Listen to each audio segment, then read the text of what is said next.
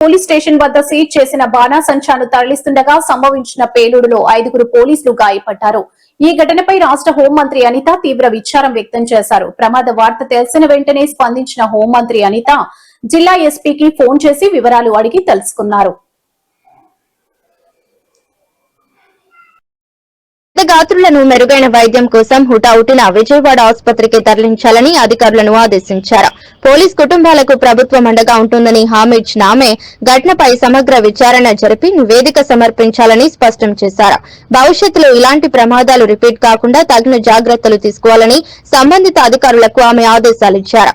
గతంలో స్టేషన్ కు సమీపంలో ఉన్న ఒక షెడ్ లో భద్రపరిచిన టపాసులను కోర్టు ఆదేశాల మేరకు నిర్వీర్యం చేసేందుకు పోలీస్ వాహనంలో తీసుకెళ్తుండగా ఈ ప్రమాదం చోటు చేసుకుందని జిల్లా ఎస్పీ విద్యాసాగర్ నాయుడు తెలిపారు.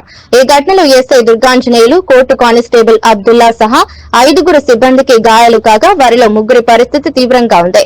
ఈ ప్రమాదంపై అంతర్గత విచారణకు ఎస్పీ ఆదేశించారు.